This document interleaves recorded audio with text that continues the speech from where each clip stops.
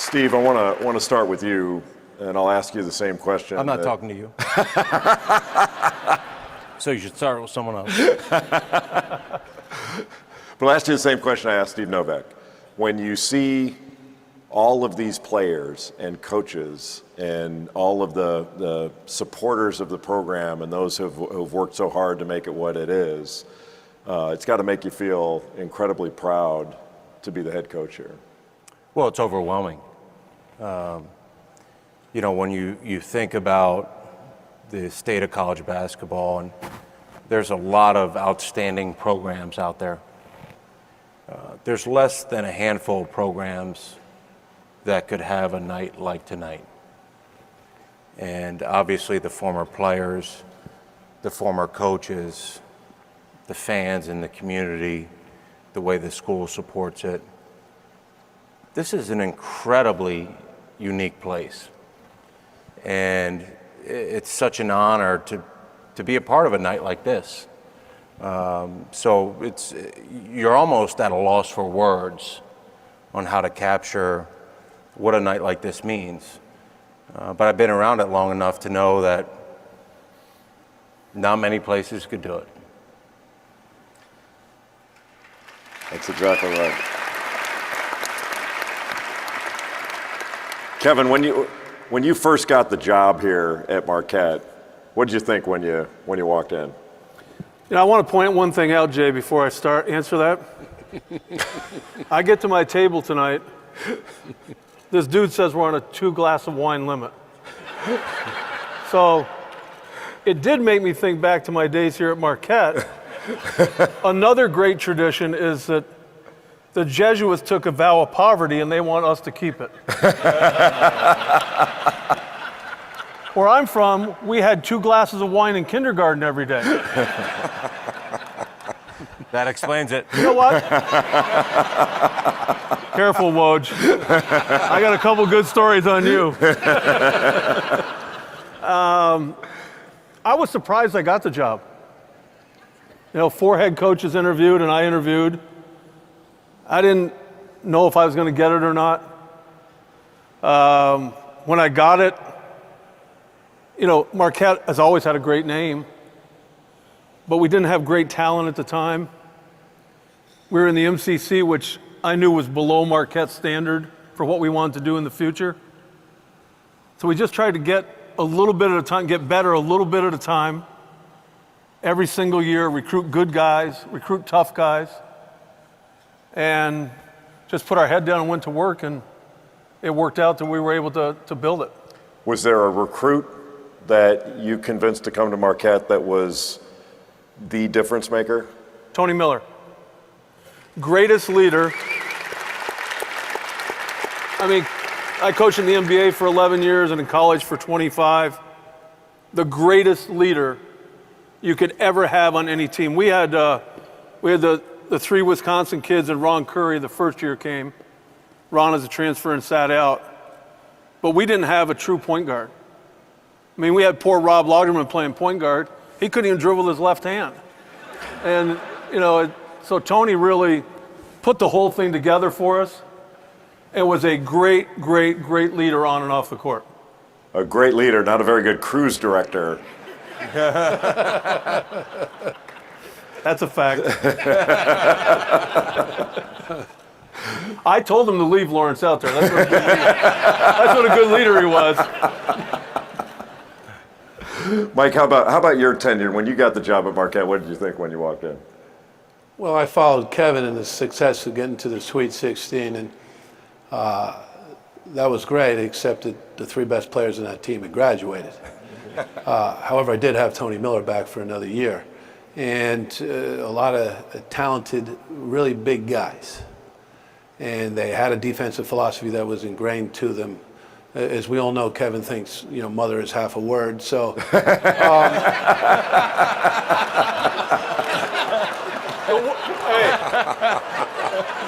Wait, Jay, it's the worst half of the word. So I seemed rather mild-mannered in comparison in some ways. But the defensive tradition and philosophy didn't have to change very much to remain successful, and I think that we utilized the size and strength of that team with Tony's leadership, and fortunately, maybe one of the highlights during my time here was the game against South Florida in the Mecca, where we won in overtime after a ridiculously bad call at the end of regulation, and went on to go to the NIT runner-up situation. So it was. For me, it was a dream come true to get an opportunity like at this level, much like I'm sure it is for Woj and anyone else. You get to this level, and you're really excited for the opportunity, and a little bit in awe of it, and a little bit afraid of it. And we were going, I was here during the time when the conferences were in flux, and there was all kinds of change going on within the conferences. And a name I haven't heard mentioned tonight that needs to be congratulated is the way that Bill Cord's kind of navigated those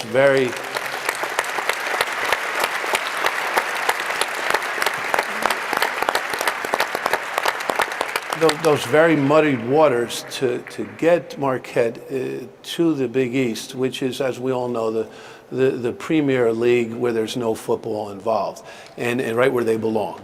And so, Woj, win. No, Woj, don't worry about it. They don't care if you win or not here. So they put 4 sale signs up on your lawn like they did mine.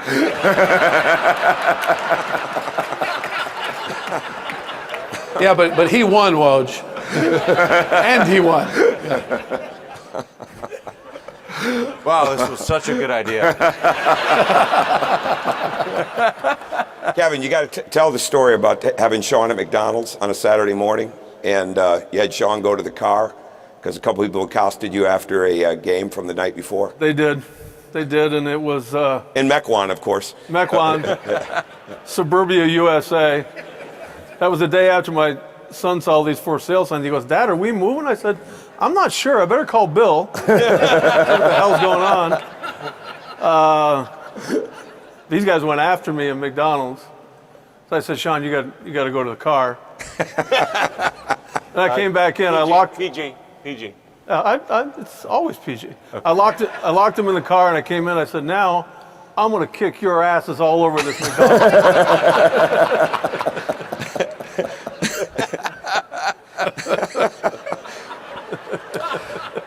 Happy Meals all over the place. Happy Meal. They weren't quite as happy as when my 6-year-old was there. Tom, how about when you got the keys? What was it like for you? Well, it's funny. A lot of things are funny, but Mike was like the first big-time college coach that ever gave me the time of day. And Kevin was there shortly after. It's really amazing. To me, it hits me like tonight, sitting up here with these guys. And I went to watch a practice at Michigan State, and I was coaching in high school at Mount Pleasant High School. I was like 19, and Mike invited me or allowed me to come up to it. I meet Tom, Izzo, I meet Judd. But he let me have this 2-3 matchup zone book that Judd was famous for, and I thought somebody had handed me $1,000, right? And I felt so prideful with that. And then Kevin taught me so much about recruiting and relentless pursuit and just nonstop work and relationship building. And so when I came in here, I already had a great respect. I had tremendous respect, sitting as an 11-year-old when they won the championship in '77. But we had to play at Michigan State. We would steal plays. And Mike ran great stuff. Before that, Kevin ran great stuff. And we took this play. It was a continuity set. He'd ran it with Chris Crawford, and we named it Warrior at Michigan State. I wasn't at the press conference as when I realized we weren't the Warriors and we were the Golden Eagles. That's how naive. That's how it started for me, among others. I thought we were the Warriors. But smartest thing we did that year, we had one player signed. We didn't sign anybody else. Because in the pre-over-signing days, if we'd have signed somebody else, we would have been out of scholarships. We never would have been able to sign Dwyane because he was the last guy that we signed in that class. But I would say the person that deserves a ton of credit for taking a chance on us when he did, because of the people that were recruiting him all throughout the Big Ten, Wisconsin, the whole deal, and he's here tonight and he's having a very successful coaching career, is Scott Merritt. Scott Merritt was the first guy that took a chance on us. And we knew we were getting, and Odarte Blankson and Terry Sanders, and even with Dwyane, we knew we were getting some great guys. We had no idea how good Dwyane was going to be, but we had a pretty good idea what Scott Merritt was capable of, and that was one major happy night in our early tenure at Marquette.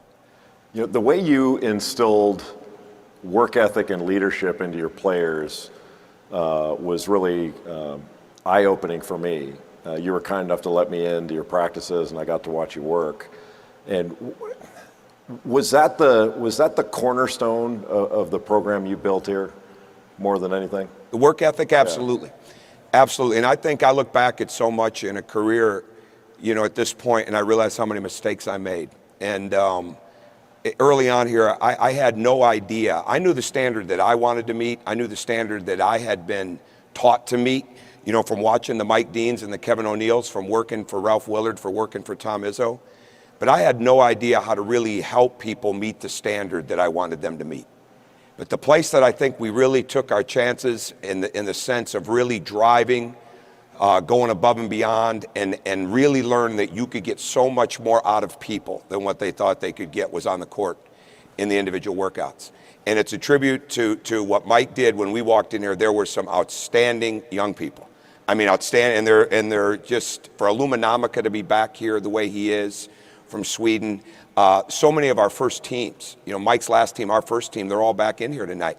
You don't get anything done without great people. And that was the cornerstone of the program. There was great people, and we had tremendous alignment from Father Wild, Greg Klebon, Bill Cords, without question, some others. We had incredible alignment as we built this. And I think the alignment of the administration and the quality of the people that we had as players is what really turned it.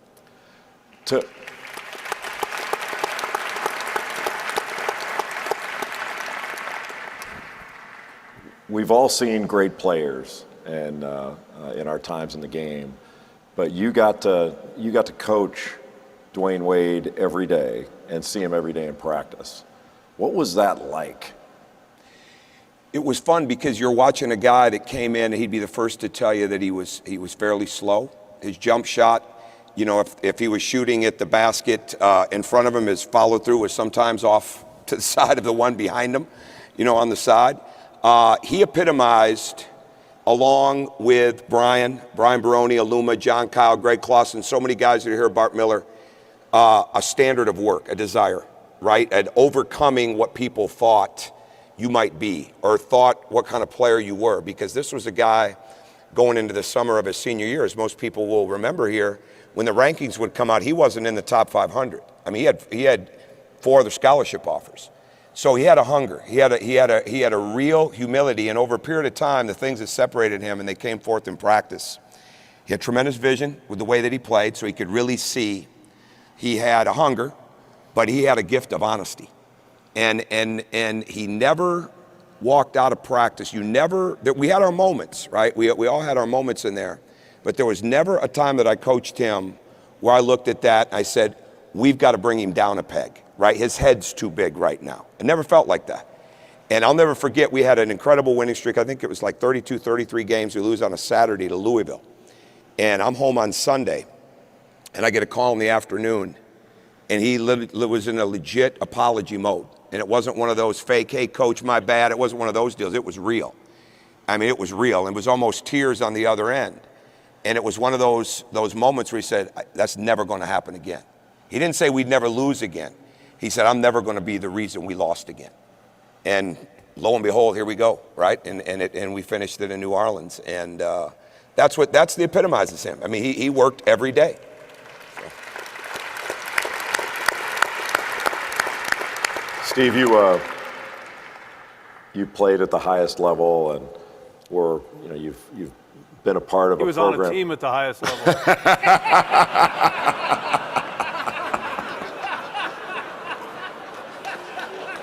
Doing all those fake hugs and stuff. We saw all that. Yeah, I was trying to make amends for my earlier beating up of Wojciechowski. When you walked into the office here and sat in the big chair, I mean, there have been some long shadows cast here, from Al McGuire to Hank Raymonds, and Rick Majerus and the three gentlemen sitting to your left. What did it feel like when you sat in the big chair at Marquette? Well, I can remember I was actually hired on April Fool's Day. Read into that what you will. And at the end of the first day, I slept in the office. And I was just sitting there, laying on the couch after making calls about my staff, recruiting, all that kind of stuff. And I'm sitting down, and my mind is having these visions of the great players that have played here. Because I was a junkie of the game, so even Coach McGuire and his teams, I never watched them play, but you understood that they were, when you talk about college basketball, they were one of the pillars. And then, obviously, actually, Coach O'Neal and Coach Deane recruited me. Coach Deane was at Siena at the time. Coach O'Neal recruited me, and so that was a mass mailing. Very.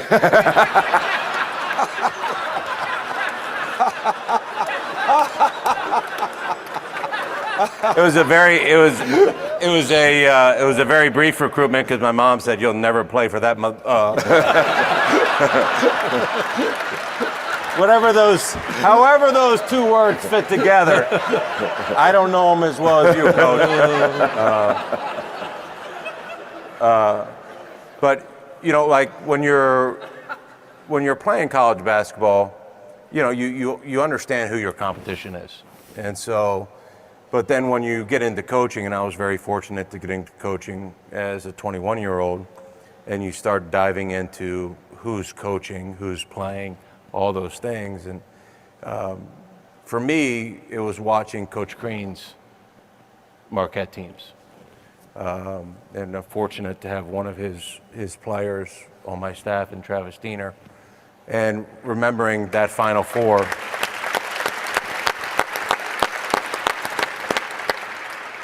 and watching them play in the Final Four as a young coach, I was 22, 23 years old, and saying, holy moly, that squad can play. And watching their effort, how they played together, and all those things. That's when, and then you start doing research on the history of Marquette, and it's like, this place is incredibly special. And, when I took the job, I knew it was a special place. And 3 years later, at a night like tonight, I had no idea how special a place it was.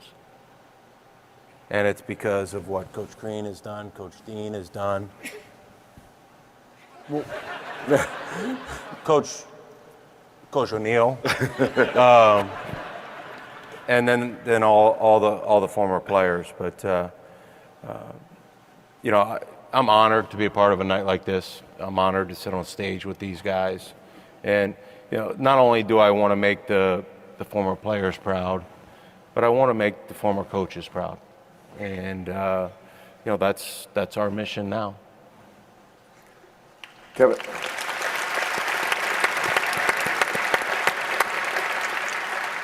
Kevin, when you look back on your time here at Marquette and being a part of all this, what comes to mind now? How does it make you feel? I want to echo what Mike and Tom mentioned earlier.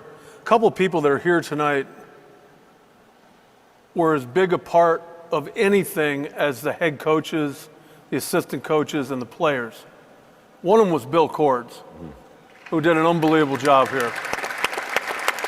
And the other was Father Bill Kelly, who was the team chaplain.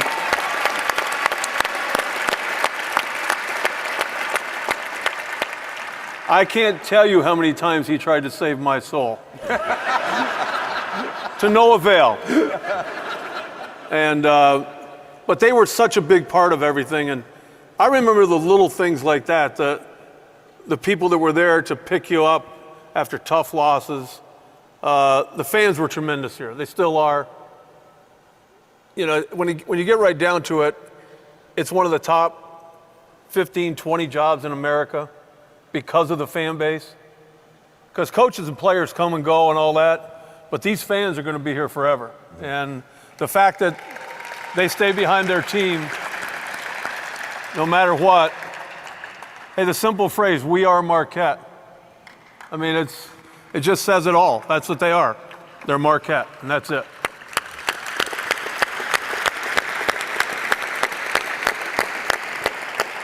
Mike, how about you? The feeling that you have now after spending so many years here. When Woj asked me to save this date and put it aside, I did it right away. I told him I would be here. I'm so happy that Paul and I could come tonight because Aloma Namaka returned from Sweden for this night. John Polanowski came from Anchorage, Alaska. Bart Miller came from Houston, Texas. Butch Lee came from Puerto Rico. I mean, this is a special thing. And there are guys here tonight that I really enjoyed working with for 5 years that I may not see again. And so, Woj, I want to thank you for inviting me. I got to see Jonathan Weber last night and Mike Cowling, two guys from the Tip-Off Club when I was here to go. I went to dinner with them last night. Scott Scampini's no longer with us. He was the third guy, and Frank Puglisi has Parkinson's disease and couldn't make it or would have been here tonight. Those four guys, we were the same age when I got here. This is the one job where the guys that were in the Booster Club and really involved were the same age as me, and we remained friends from that time on. To see these guys and the success that they've had off the court in their professional lives it says volumes about the Marquette job. You can get high character, high quality people here, even if there's a little bit less talent, and be very, very successful. And I think people appreciate that here. That Aaron Hutchins has told me that he's one credit away from his degree. And when he concludes that credit, every player that I coached during my 5 years here will have garnered their degree. And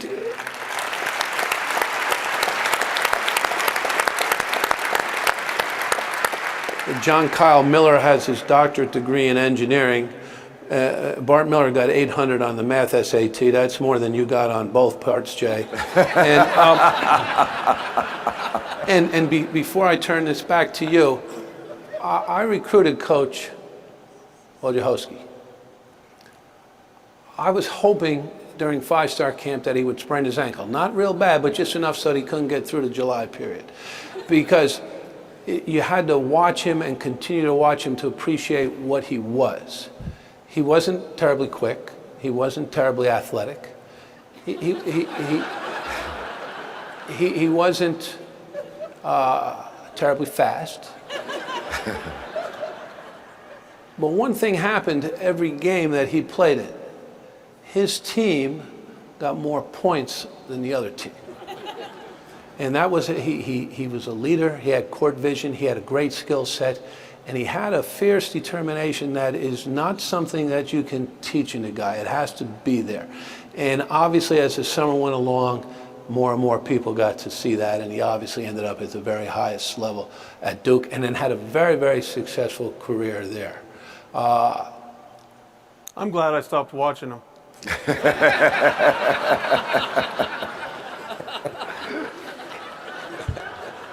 It's a roast.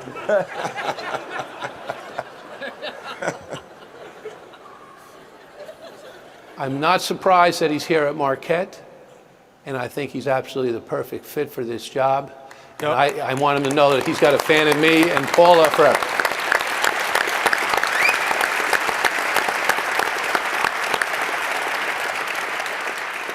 Well, Tom, I was honored to watch you work here. And in the what is it, 9 years you were here? Mm-hmm. You went from Conference USA champions, you went into the Big East and challenged every team in that league, and hung, during your year here, you hung that banner, the 2003 Final Four. And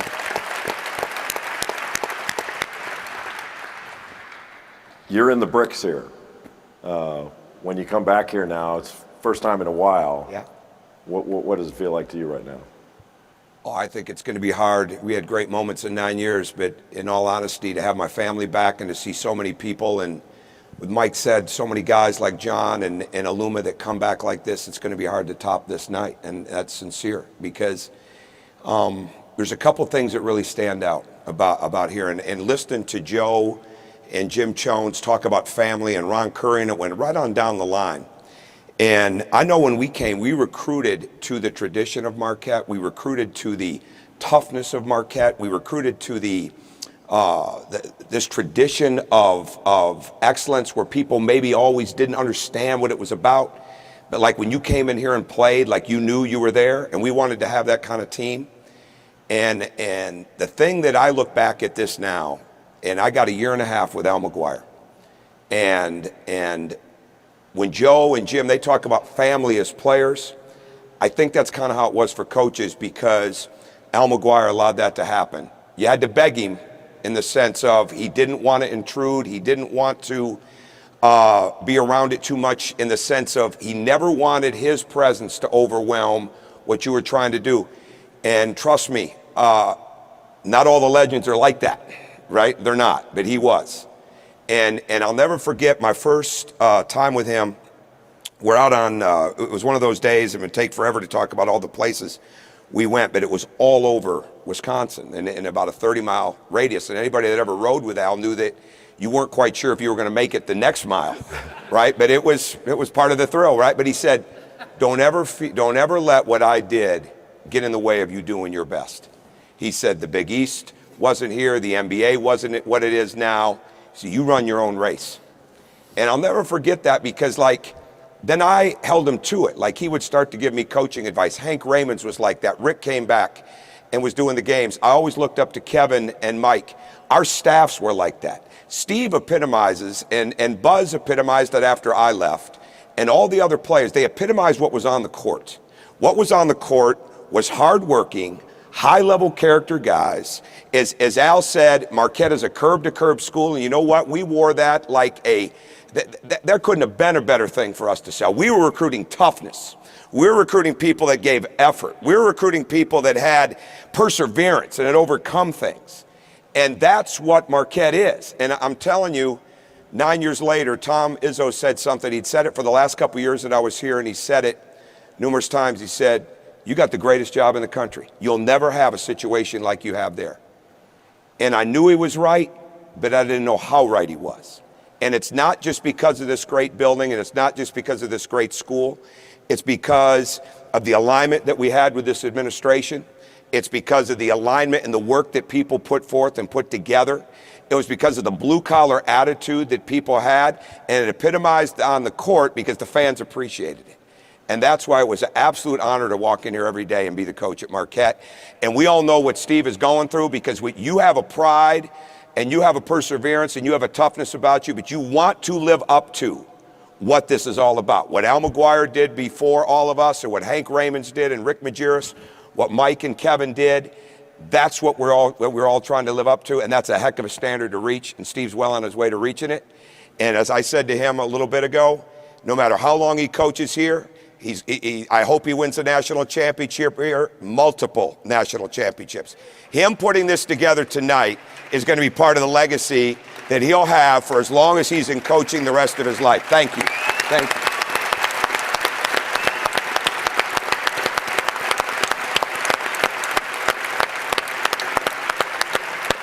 Not many places could have pulled this off. I had a different remembrance of Al.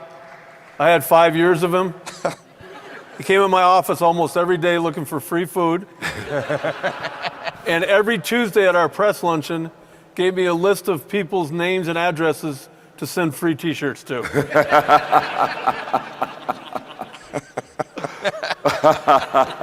Can we have one more story? I know we're out of time. Yeah, we're out of time. Father Let's Kelly, go. Evansville, after the game. Well, Remember? I don't remember it exactly. That was after every game. Everybody had to leave the bus. Somebody stayed on the bus. Then he had to get off the bus. Is that old folklore, or is that for real? Because Father Kelly says you made him get off the bus too. Father Kelly was and is the kindest soul I've ever met. Did you make him get off the bus in Evansville? I did. I'll tell you what else I did. Father Kelly will remember this. It was his birthday. We're playing in Cincinnati. I go in at halftime, Ron and Tony and these guys remember this. And I told Rob Lagerman, I said, you know what? I had a few choice words for him. You will never play another second here. It's your senior year. Guess what? Today's graduation day. You will never play another second. And on the way to the locker room, I remember walking beside Father, and Rob was looking back at me. I said, you better hope you have a heart attack before I get in there, because I'm going to kill you. And it was Father Kelly's birthday. Rob attacked me at the chalkboard. Like, I'm with my back, he attacks me. Ron and Damon and those guys broke it up. And Father Kelly said, but KO, it's my birthday. I said, Father? Oh, no. Oh, no. You can imagine what I said. You and your birthday, too. He made him get off. And then we drank some bourbon up in the room afterwards.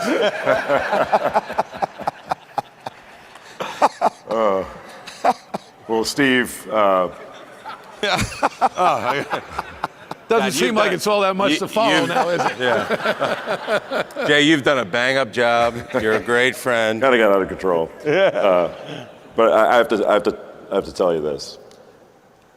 I like to think that I can spot the real deal, and you've got the real deal sitting next to you here. When I first met you, when you were a freshman in college, I remember telling Quinn afterwards, I said, and you were struggling at the time. And Quinn Snyder brought you in for a little meeting, and he had me sit in on it. And I remember leaving, and I told him, I go, that kid's the real deal. And I've never felt any differently. And now seeing you here and seeing what you've done in building this program back up, and what you did last year and the way you're doing it, like your young men are off the charts. I have no doubt, editorializing for you, nobody cares what I think, but I have no doubt not only where you are, but where you're headed. You are the real deal. And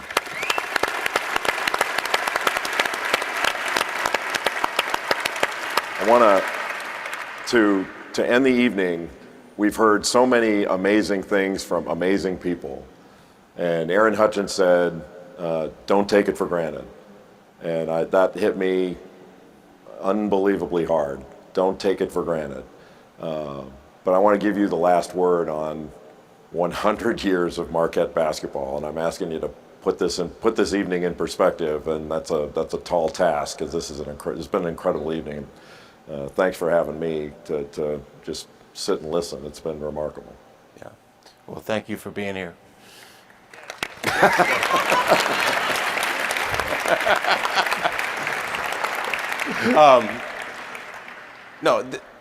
Like I said to start the evening, this is about as big an honor as someone could have to be the caretaker of a family that's so incredibly special. And we spent a few hours together, and we heard from people who planted the seeds and their roots grow. And then we got to hear from the players who made wearing the jersey so incredibly special. I'm humbled, I'm honored to be the caretaker of this program. This is an incredibly unique place. And that's why when the job opened, I went to Coach K and said, that's the one. Because from a distance, I knew that this was different. Now up close, I'm even more amazed at how different and special it is. I want to thank everyone for making this a special evening. This is a year in the making. And there's so many people who contributed to making tonight a special night, and a night that did justice to what Marquette basketball has meant over the last 100 years. I'm humbled, I'm honored, and I am so excited to coach Team 101.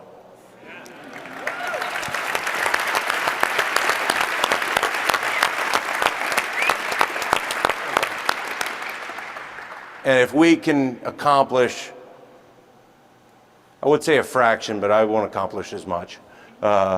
If we can accomplish as much as the teams before us did, but more importantly, if we can do it in the way that they did it, with class, with dignity, with pride, then we will get this next century started off on the right foot.